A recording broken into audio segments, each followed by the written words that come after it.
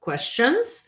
So we were talking, and I was talking to a client earlier today, and a very, very common question that comes up and comes up all the time is, can I open a business in the United States if I am an immigrant? And generally speaking, the answer is yes, you can open a business in the United States if you are an immigrant, if you have status, if you're out of status, depending on the type of visa that you have, you can open the business. However, the biggest difference and the stuff that people don't understand and that it's very, very hard to explain to people is owning, actually working in the United States are not the same thing. So you can open a business. We have people who live abroad. Think about Amazon. I mean, think about Alibaba. Think about all these companies that are owned, for example, by Chinese corporations or Chinese nationals, and they're not in the United States, or they are in the United States, they visit, they go back, but they have people running the business in the United States. And that is the biggest restriction that most immigrants have. It's ability to work in the United States. It's not ability to own a business in the United States. So we have plenty of those where we have to tell clients, look, you're entitled to open a business. You're entitled to buy property. You can do a lot of these things as long as you are not engaging in authorized employment in the United States. And there are certain limits. You can conduct some meetings in order to hire a manager or someone to run the business or to do the business operations, but you cannot actually work in the business while you are on US soil. So what you can do is buy the business, hire professionals to take care of the business, the corporation, the tax preparations, getting you the tax ID number, hire people to do the marketing. A lot of these things can be done from abroad. And the things that can be done locally can be done by other professional, either on a one-time basis or someone that you hire to be working with you online, working with you in the business. So that's the biggest difference, working in the United States while you are physically on US soil, or being outside the United States and running the business from there, but you have no restriction. Okay, so let's see, we got some questions on TikTok, which is where we usually get all the questions. So let's see what we got. Please post a question only once, I'll get to it. Okay, let's see. How long FOIA, DOJ, asylum? As long as they want. Okay, if you are, I don't know what you're doing. DOJ, Department of Justice, is different than asylum. Asylum is USCIS. What are you doing for FOIA? What documents are you actually requesting to get from FOIA? Okay, let me know more. How long does it take for I-824 from the time, I'm assuming from place, but you mean from the time of filing, how long does it take? So an I-824 is the form that you need to file with USCIS to take the next step on a petition already approved. Generally, what happens is people have started the process in the United States, they left the United States, and now they need to continue the process through the National Visa Center. And generally speaking, that's what they want the next step to be. Transfer, for example, an approved I-130 or an approved I-140 to the National Visa Center to continue the process.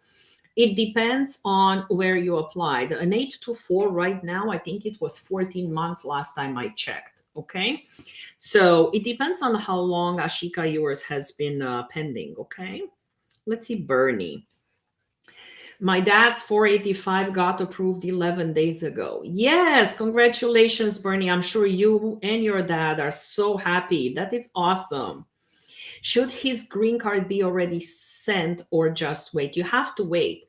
They actually print the cards about 3 times a month only.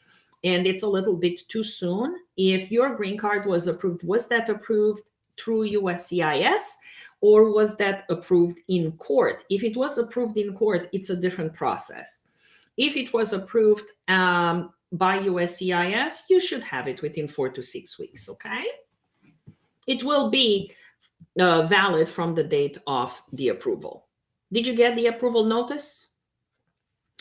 Can you get a driver's license with a work permit? It depends. So depends on what state you are in, and it depends on the category of your work permit card.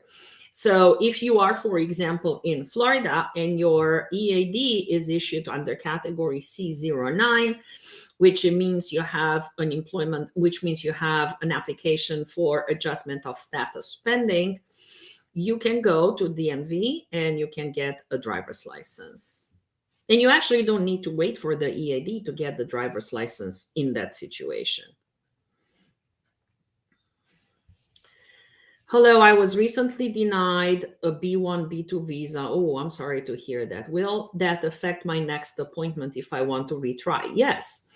So you can apply for a B1, B2 visa for as many times as you want. You really have no limit. You don't have a restriction as to that.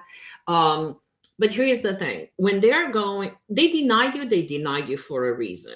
Generally speaking, for a B1, that you have enough ties to your home country, personal, financial, professional, whatever they are. You know, you're married, you have kids, you have family there, you have a steady job, or you have a business.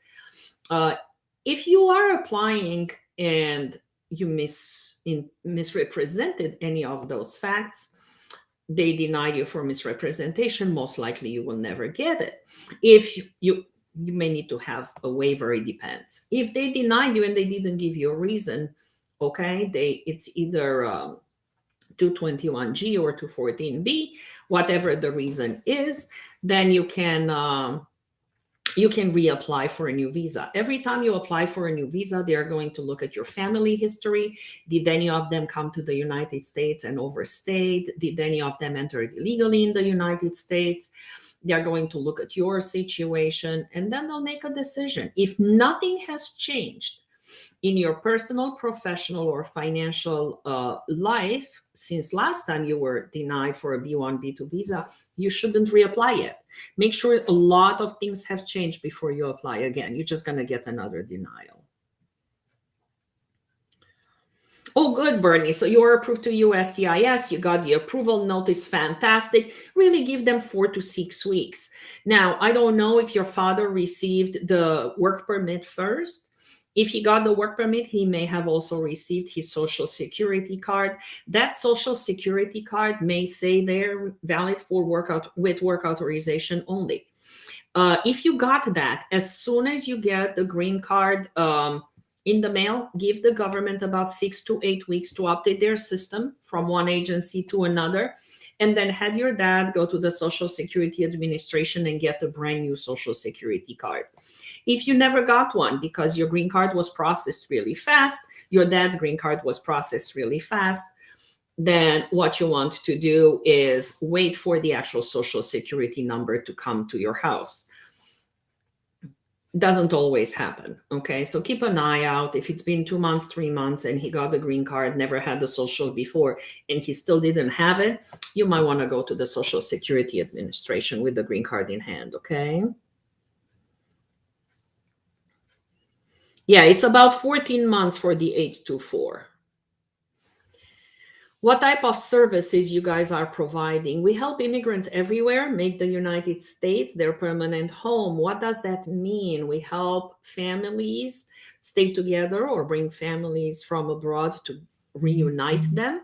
And we help employers and employees work together and get their visa. What we do not do, we do not provide matching services between employers and employees, and we do not do any sort of matching services between say, for example, a US citizen and the foreign national for purposes of marriage. Okay, immigration lawyers are not allowed to provide those services. Okay, so hopefully that helps you. We handle naturalization, green card applications, lots of waivers, immigrant and non-immigrant visas. Depending on the visa, there are certain limitations there.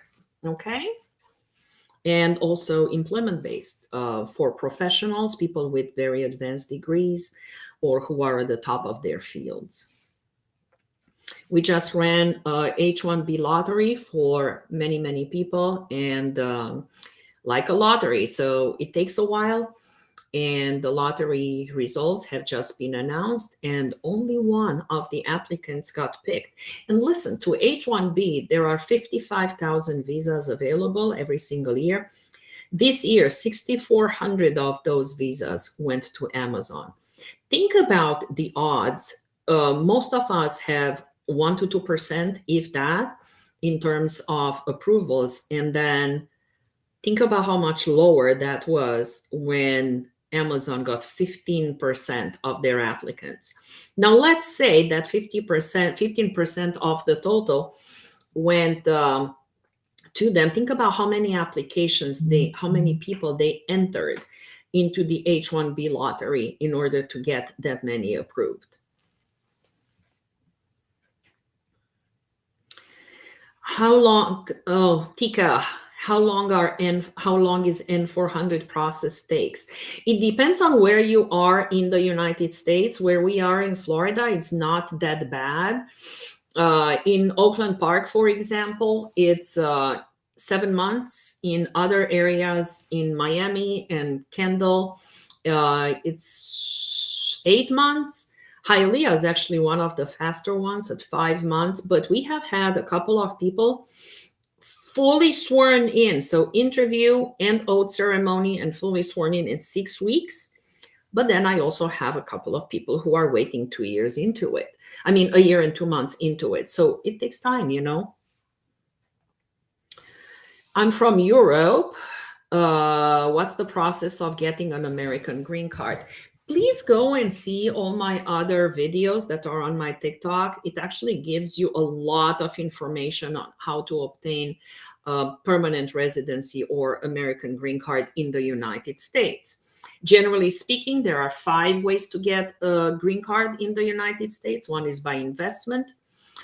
If you have 800,000 or a little over $1 million. Employment, if you have an employer willing to petition for you, understanding that it takes about 4 years to get to that. Family member, if you have a family member to petition for you. Green card lottery, and asylum. For asylum, you have to already be in the United States. Sabrina, do you think they are going to waive the 751 also if you file married? So the 751 is removal of conditions, okay, on your residency. And I'm saying this not just for you, Sabrina, for everybody else who is here, okay? So 751 can be applied jointly if you are still married and living with your spouse, and as a waiver if you are already divorced from your spouse. There is no in between, okay? So when you say if you file married, you mean you probably find a joint 751. We have seen a couple approved recently without an interview. In both of those cases, it happened that the people had more than one child together and they've been married a long time. It's just they never got to the green card process because they happened to have lived abroad before they applied for the green card. Do I think they are going to waive more of those? Yes, they are going to waive more and more and more. Most of our clients are being approved for the joint 751s without an interview. I think we only had a couple of interviews the entire last year for the joint petitions. Now, our joint removal of conditions applications are about this thick. They are seriously documented. They have a lot of documentation that we submit to the government, okay? So hopefully that's your case as well. If you have any concerns whatsoever, give us a call. Let's have a consultation. Maybe we can review and see if you have reasons to be worried, okay? Can I buy a house with my ITIN number? Yes, you can. So Candy, I was just saying that. You can really buy a house. You can. with your ITIN number. What you cannot do is apply for a mortgage and state on that mortgage application you are a US citizen. If you do that, you're never going to become a citizen. Okay, that is false claim to citizenship, and that could hurt you in the long term. Okay, so yes, you can buy a house. If the mortgage company allows you to apply with an IT number or apply as a foreign national, yes, you can buy the house. I have not seen it happen without a social security number, but lately they've been very creative. So Bernie, okay, he previously had the social. Okay, good. So Bernie, when your dad gets the green card, make sure you go to Social Security after 6 to 8 weeks to get a new work permit, a new Social Security card for him that is not limited based on the work permit. So good job on that. Great. All right, let's see what else. Can DUI affect citizenship? Oh, yes, it can significantly. So I'm assuming you are not yet a naturalized US citizen. If you are, no, the UI will not affect it because you're already a citizen. When you say, can it affect citizenship? I'm assuming you are asking because you are either not a resident or you are a permanent resident and you're worried about applying for citizenship later. When you are applying for naturalization, so citizenship through naturalization, you have to show that you have good moral character in the 5-year period prior to application. And the way we look at it, it's really very conservatively, okay? And we want to show that in the 5-year period from the last action on your case, you have been clean, you rehabilitated, and that's the only thing that you have in your history. Now, there are many things that come into play when it comes to DUIs. Okay, so last action on the case is when the case is fully closed, you completed all terms of your sentence, including probation, restitution, everything else. So it could have been that you had the DUI 5 years ago, 7 years ago, 10 years ago, but you still have probation or you still are paying fees and the case is not closed. Then the 5-year didn't even start counting yet. Again, it depends on where the DUI occurred and what were the circumstances regarding the DUI. We are looking at, was this done? We are looking, sorry, one second. Okay. Yes. So we are looking at, was there an accident? Were there injuries? Were there just damages? Was it just because the cop pulled you over, didn't like your face that day? What was it? How much did you blow off that DUI? Okay. Was that the only thing? Usually when you have a DUI, they charge you with a bunch of other things in addition to that. And it also depends on which state. So I'm assuming you are in California, going by your username. I may be wrong. The laws there could be different than what we have where I am. Okay.